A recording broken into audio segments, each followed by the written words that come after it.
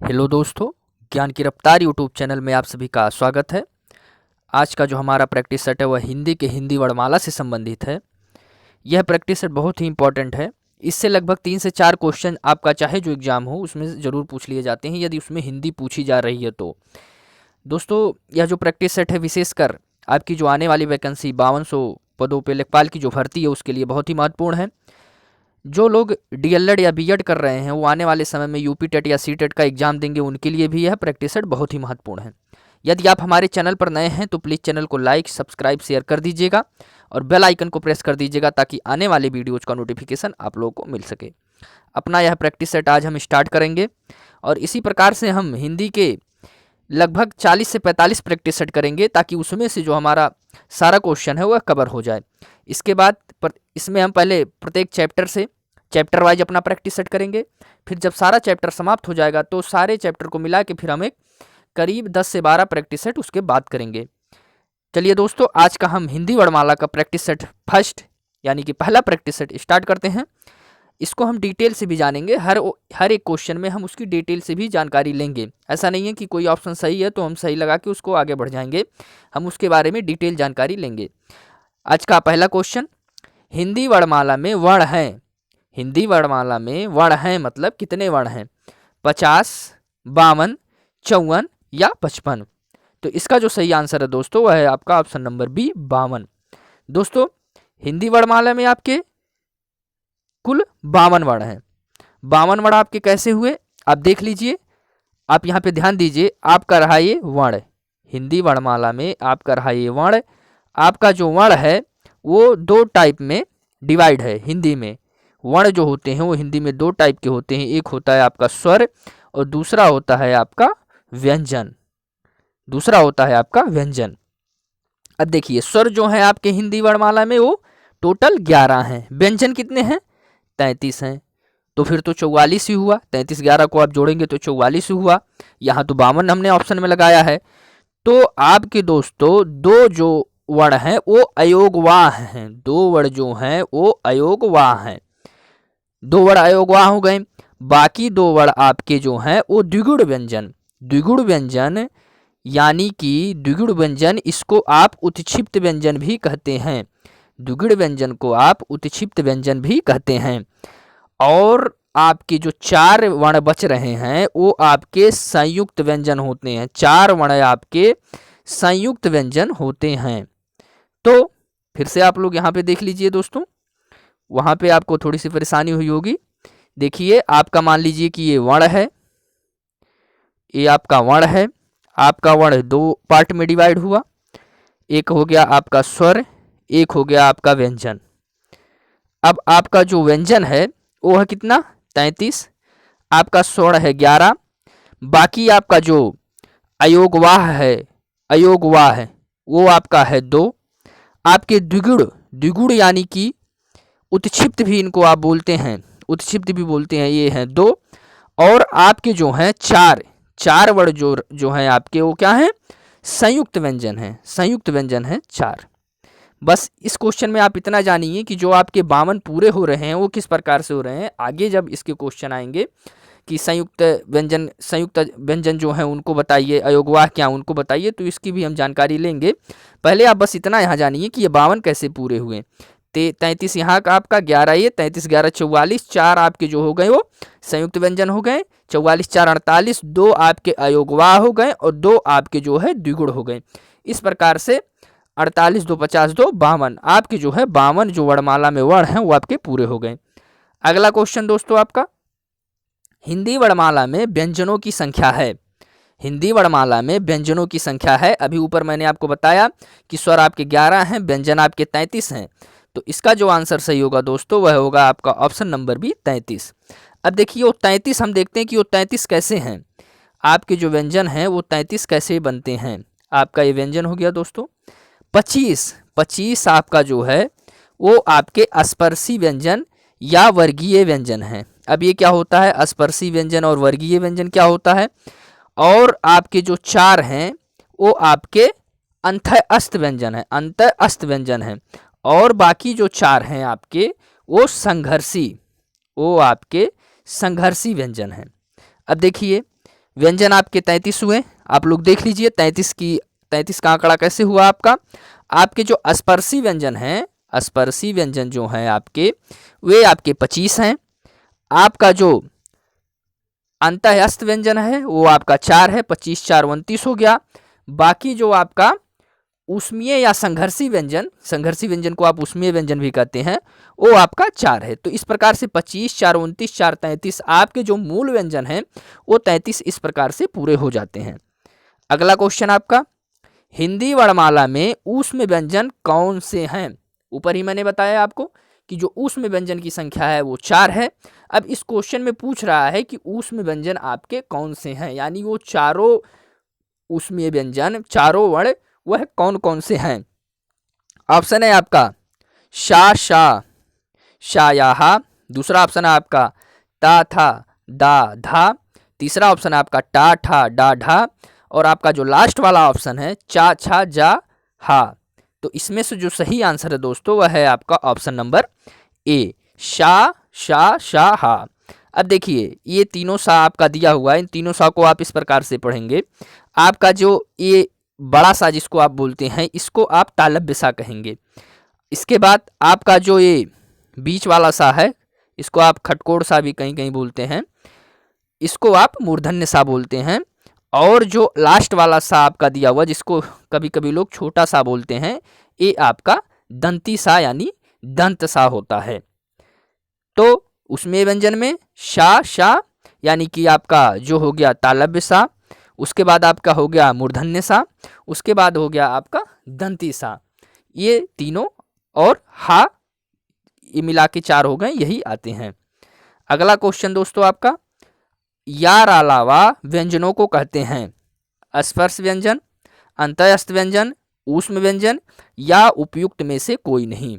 तो इसका जो सही आंसर है दोस्तों, यार अलावा जो है आपके वे अंतःस्थ व्यंजन हैं। अभी मैंने ऊपर बताया कि जो आपके व्यंजन हैं 33, मूल व्यंजन जो आपके 33 हैं, उसमें से आपका जो आपका चार व्यंजन है वो अंतःस्थ है, 4 वर्ण जो हैं वो अंतःस्थ हैं, और 25 जो हैं वर्गीय यानी स्पर्शी हैं, और 4 जो हैं आपके वो संघर्षी या ऊष्मीय हैं। तो उसमें से अंतःस्थ व्यंजन जो है आपका, उसमें आपके या, रा, ला और वा आते हैं। अगला क्वेश्चन दोस्तों, निम्नलिखित में से ओष्ठ ध्वनि है। आपका ऑप्शन है ला, रा, सा या फा। दोस्तों अगर जो उच्चारण की दृष्टि से देखा जाए, जो आप उच्चरित करते हैं उच्चारण की दृष्टि से आपकी जो वर्ण होते हैं उनको इस प्रकार से डिवाइड कर दिया गया है, कंठ, तालव्य, मूर्धन्य, दंत, ओष्ठ, इस टाइप से आपका डिवाइड कर दिया गया है। इसके बाद आपका और आता है क्या, कंठ तालव्य, कंठ तालव्य इसमें एक साथ आता है। उसके बाद कंठ ओष्ठ आपका एक साथ आता है, और एक आपका आता है दंतोष्ठ। तो उसमें से आपका पूछ रहा है दोस्तों कि ओष्ठ ध्वनियाँ कौन कौन सी हैं इसमें से, मतलब इसमें से ओष्ठ ध्वनि कौन है।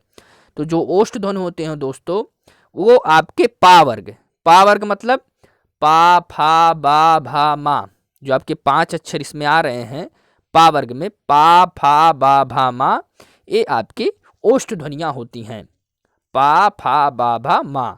और स्वर में अगर जो इन्हीं को ओष्ठ को देखा जाए तो आपका जो होता है दोस्तों ऊ, छोटा ऊ और बड़ा ऊ, यानी ऊ जो होता है आपका वो आपका ओष्ठ में आता है। चलिए दोस्तों अगला क्वेश्चन,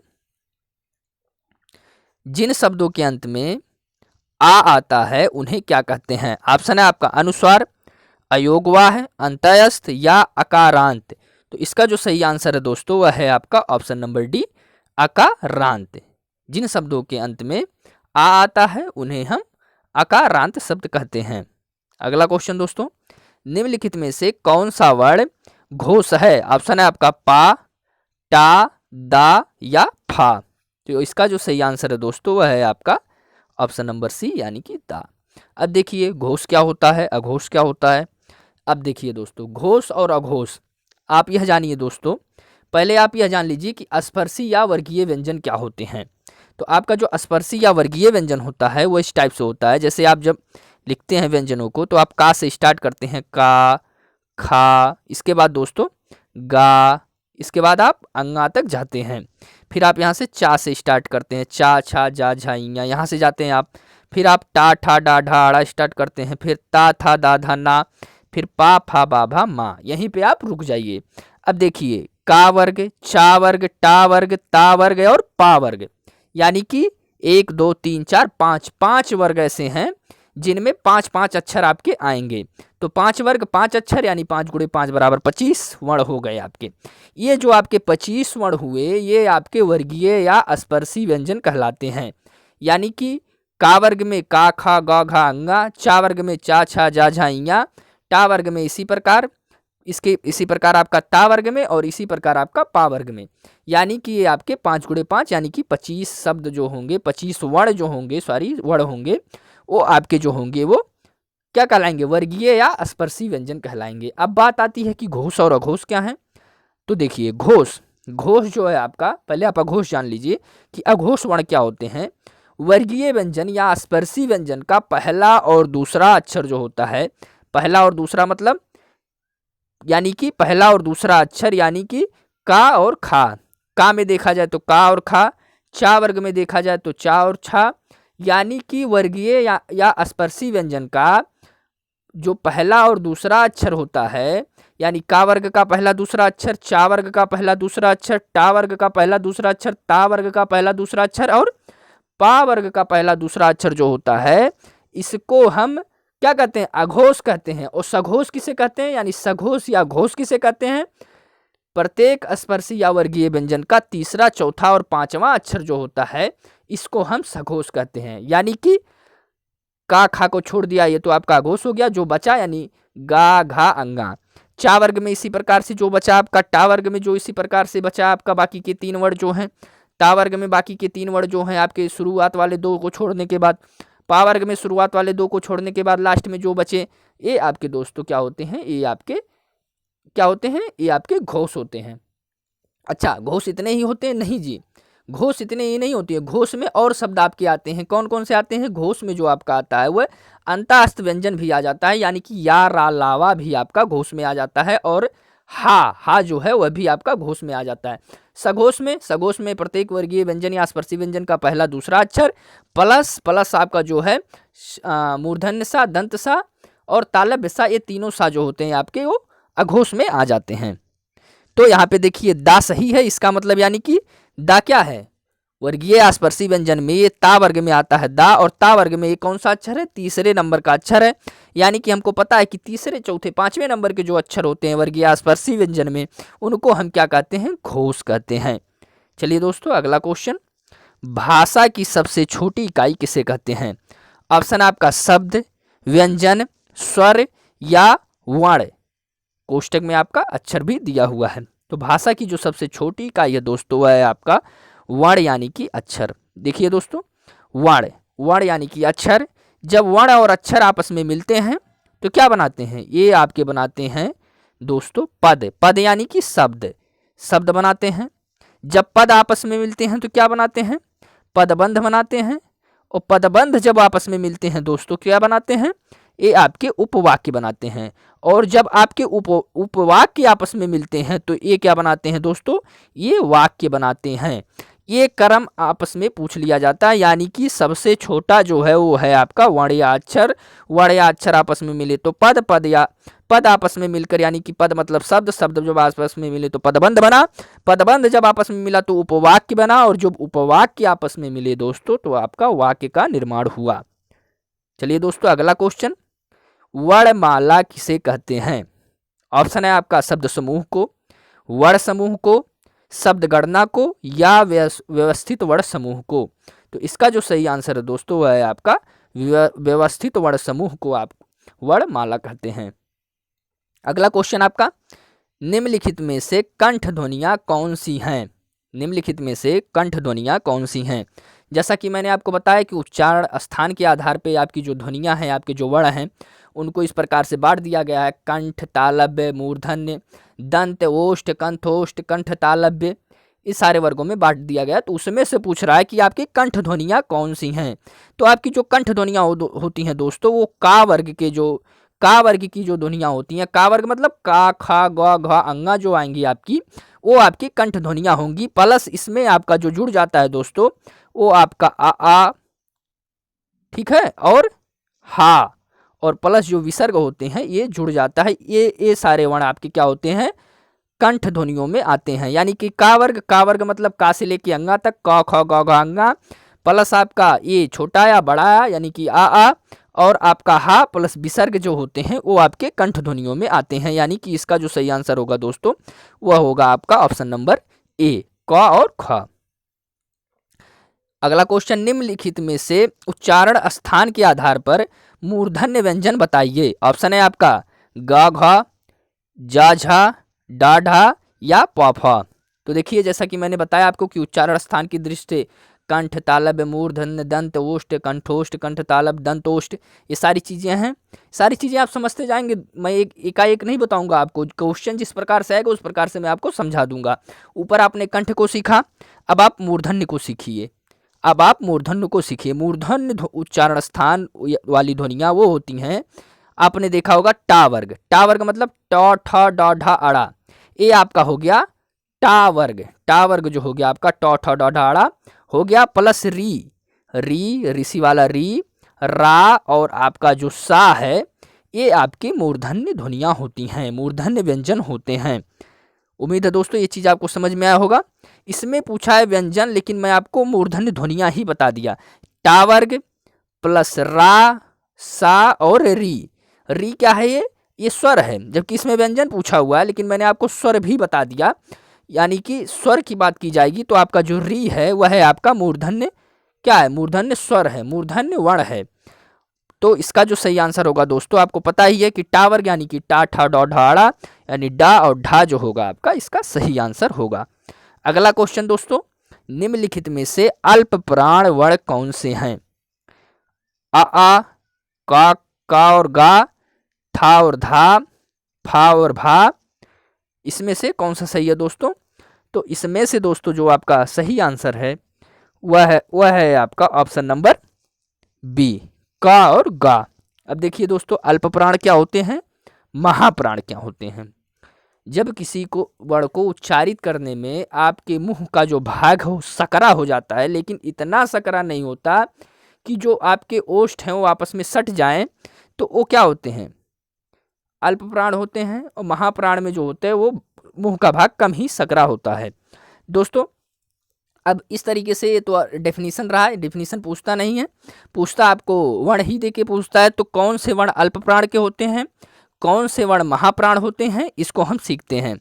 वर्गीय व्यंजन आपको पता ही है, वर्गीय आस्पर्शी व्यंजन ऊपर मैंने बता ही दिया, का वर्ग, उसके बाद चा वर्ग, फिर टा वर्ग, फिर ता वर्ग, फिर पा वर्ग। वर्गीय व्यंजन तो आपको पता ही हो गया। वर्गीय व्यंजन का पहला, तीसरा, पांचवा, वर्गीय हर एक वर्गीय व्यंजन का, यानी का वर्ग का पहला, तीसरा, पांचवा अक्षर, चा वर्ग का पहला, तीसरा, पांचवा अक्षर, टा वर्ग का पहला, तीसरा, पांचवा अक्षर, उसके बाद आपका ता वर्ग का पहला, तीसरा, पांचवा अक्षर और पा वर्ग का पहला, तीसरा, पांचवा अक्षर आपका अल्प प्राण होगा। यानी का वर्ग का पहला, तीसरा, पांचवा अक्षर यानी का, गा, उसके बाद आपका अंगा, ये क्या होंगे, आपके अल्प प्राण होंगे। ठीक है, और इसमें और कुछ इंक्लूड होगा, बिल्कुल शामिल होगा दोस्तों। आपके अल्प प्राण में आपका अंत अस्त व्यंजन यानी कि या, रा, लावा, ये चारों व्यंजन आपके शामिल होते हैं। फिर महाप्राण क्या होता है, महाप्राण में दोस्तों पहला, तीसरा, पांचवा अल्प प्राण में आ गया। तो वर्गीय व्यंजन का कौन सा वर्ण बच रहा है, दूसरा और चौथा। तो दूसरा और चौथा प्रत्येक वर्गीय या स्पर्शी व्यंजन का दूसरा और चौथा अक्षर जो होता है, दूसरा और चौथा वर्ण जो होता है वो महाप्राण में आता है। प्लस इसमें और क्या आता है, इसमें दोस्तों प्लस आपके जो हैं उसमें या संघर्षी व्यंजन यानी कि शा, शा, हा जो होते हैं, मूर्धन्य सा, दंतव्य सा और जो आपका तालव्य सा है, ये तीनों सा और आपका जो हा है ये आपके महाप्राण में आते हैं। चलिए दोस्तों, अगला क्वेश्चन, निम्नलिखित शब्दों में से नवीन विकसित ध्वनियां कौन सी हैं। ऑप्शन है आपके खागा, कागा, ए औ और आपका शा। ये देखिए दोस्तों, यहाँ पे जो है, यहाँ पे ये आपका बिंदी है, नीचे नीचे बिंदी है, ये जो बिंदी वाले शब्द हैं आपके, यहाँ गा के नीचे देखिए छोटा सा आपका बिंदी लगा होगा, डॉट लगा होगा, और खा के नीचे भी बिंदी है। ये जो सही आंसर हुआ है आपका ऑप्शन नंबर ए, खा और गाज। ये खा और गा नहीं है, ये खा के नीचे यहाँ पे बिंदी लगा हुआ है और गा के नीचे यहाँ पे बिंदी लगा हुआ है। ये आपकी दोस्तों नवीन विकसित ध्वनियाँ हैं। अगला क्वेश्चन दोस्तों, निम्नलिखित में से कौन सा घोष वर्ण है? निम्नलिखित में से कौन सा घोष वर्ण है? ऑप्शन है आपका चा, छा, मा या खा। तो इसका जो सही आंसर है दोस्तों वह है आपका option number C. Option number C जो है दोस्तों वह है आपका घोष है। मैंने आपको पहले ही बता दिया है कि घोष के लिए क्या कंडीशन है। घोष के लिए तीसरा, चौथा और पांचवा अक्षर जो होता है वर्गीय व्यंजन का, वो आपका घोष होता है। अगला क्वेश्चन, निम्नलिखित में से कौन सी ध्वनियाँ ओष्ठ नहीं हैं? ओष्ठ ध्वनियाँ क्या होती हैं दोस्तों? ओष्ठ ध्वनियाँ पा वर्ग से लेके पा वर्ग, पा, फा, बा, भा, मा, ये आपकी जो है ओष्ठ ध्वनियाँ हैं। और आपका जो इसमें शामिल है स्वर की में, वो आपका ऊ और ऊ शामिल है। तो पा भी है आपका, फा, बा, भा, मा, यानी कि जो आपका ता है ऑप्शन नंबर डी है दोस्तों, यह आपकी ओष्ठ ध्वनि नहीं है। दोस्तों उम्मीद है कि ये जो आपका प्रैक्टिस सेट है जो मैंने करवाया, ये आपको पसंद आया होगा। दोस्तों यदि ये प्रैक्टिस सेट आप लोगों को पसंद आया है तो प्लीज़ चैनल को लाइक, सब्सक्राइब, शेयर कर दीजिएगा। और मैं इसी तरह आपके लिए प्रैक्टिस सेट लाता रहूँगा रेगुलर, ताकि आपकी जो आने वाले एग्ज़ाम है यूपी लेखपाल, यूपी टेट, सी टेट, इसकी तैयारी आप लोग कर सकें। दोस्तों अगला प्रैक्टिस सेट मैं जल्द ही लाऊँगा हिंदी वर्णमाला का। अभी ये ख़त्म नहीं हुआ है, इसमें लगभग हम 100 से 110 क्वेश्चन करेंगे हिंदी वर्णमाला से ही। थैंक यू दोस्तों।